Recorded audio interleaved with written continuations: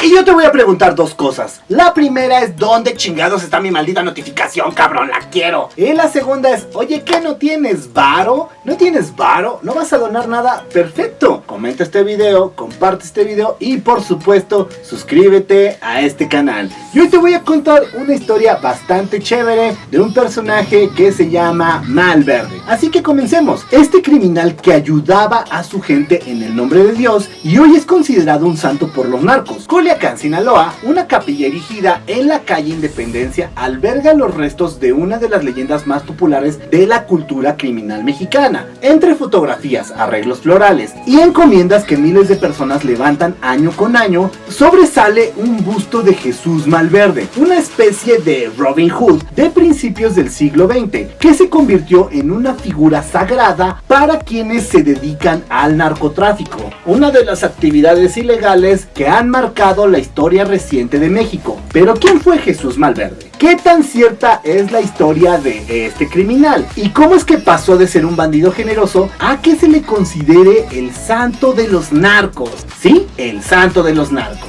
Pero vámonos hacia atrás. ¿Quién fue este carnal? ¿Quién fue Malverde? De acuerdo con la creencia popular, Jesús Malverde, cuyo nombre de nacimiento era Jesús Juárez Mazo, fue un hábil ladrón que robaba a los ricos para compartir su botín con los pobres en los primeros años de 1900, cuando México aún era gobernado por Porfirio Díaz. La historia criminal de Juárez Mazo inició durante su juventud, mientras lidiaba con la pobreza provocada por la muerte de sus padres. Aunque tomó muchos trabajos para sobrevivir, entre ellos carpintero, sastre y fue trabajador ferroviario, Jesús enfocó su energía en ubicar a quienes poseían riquezas en el estado y asaltarlos. Su apodo Malverde proviene justamente de su modo operandi, en donde se escondía entre los platanales verdes después de atracar a sus víctimas. El Malverde escapaba con el botín y nadie volvía a saber de él hasta su siguiente robo. El éxito de sus atracos, sumado a su maniobra de compartir lo robado con quienes menos tenían en la iglesia de su pueblo, hizo que su nombre y fama cobrara la atención de las autoridades. Según el mito folclórico, el entonces gobernador del estado, el general Francisco Cañedo, hizo todo lo posible por capturar a este gallo, incluso ofreciéndole amnistía si el bandido ponía sus habilidades criminales a sus servicios. Sin embargo, el hombre no aceptó y continuó con sus actividades ilícitas. La muerte de este supuesto Robin Hood mexicano fue el 3 de mayo de 1909. La forma en la que fue asesinado ha sido una disputa por muchos y parece no haber una versión oficial al respecto. Unos aseguran que recibió una herida de bala que le produjo una gangrena mortal. Ante la posibilidad de morir, el hombre pidió a uno de sus amigos que lo entregara al ejército y cobrara la recompensa que se ofrecía por su cabeza. Una vez que este hiciera dinero del gobierno, debía repartirlo entre los pobres del estado. Así la historia de quien le quitaba a los ricos para darle a los pobres continuaría incluso después de su muerte. Otros afirman que Malverde fue engañado y entregado por uno de sus compañeros de crimen. La historia más aceptada indica que las autoridades lograron atrapar al ladrón antes de que cometiera otro robo. Debido a un gran número de delitos que había ejecutado, se le condenó a morir. Esa misma tarde Jesús Malverde fue ahorcado en una plaza de su pueblo y expuesto como advertencia a todo aquel que quisiera seguir sus pasos. Además extendió una orden que prohibía que se le enterrara al criminal. Cuando sus restos cayeron al piso, la gente a la que había ayudado en vida comenzó a lanzar piedras sobre estos. A los pocos días el cuerpo de Malverde yacía completamente sepultado bajo rocas. A pesar de lo atractivo de la historia del criminal Malverde, no existe ninguna evidencia de que justifique su existencia.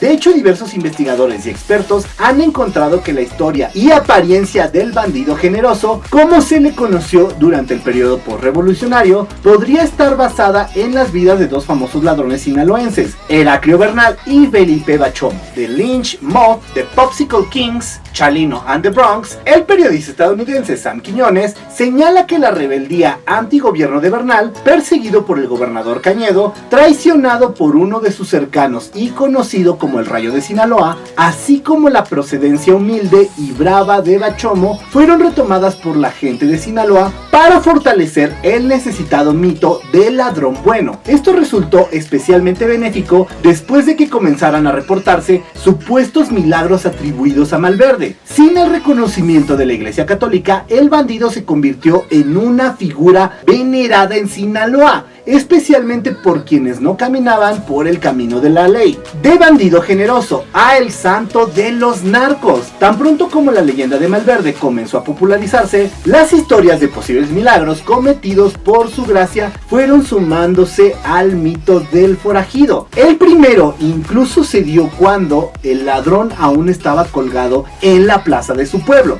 De acuerdo con la historia contada de generación en generación, un hombre se postró en los pies de Malverde y pidió encontrar a sus animales de crianza. A cambio, el ganadero rompería las reglas y le daría una sepultura digna a su cuerpo. Días más tarde, el hombre regresó y se llevó los restos del bandido para enterrarlos en una fosa. Su ganado había regresado a sus tierras. Debido a su historia criminal, el santo Malverde fue buscado por aquellos que se dedicaban al robo, tránsito de mercancías y cruce de personas al otro lado de la frontera estadounidense. En la década de los 70s, justo cuando explotó la crisis de seguridad por el encubrimiento de cárteles de la droga en México, el personaje aumentó su popularidad debido a la historia de Raimundo Escalante, hijo de un narcotraficante que fue condenado a muerte por desobedecer a su padre. Herido y dejado a la intemperie, Escalante pidió a Malverde que salvara su vida. Minutos después, un pescador encontró al Junior y lo llevó a un hospital, aunque tampoco se tienen mayores registros de Raimundo ni de su padre. El relato fue adoptado por la fe de los narcos. A partir de ellos, líderes del crimen organizado como el Chapo Guzmán o Amado Carrillo Fuentes y trabajadores del más bajo nivel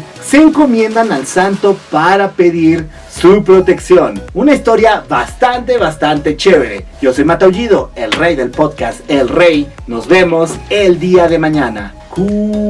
Chao.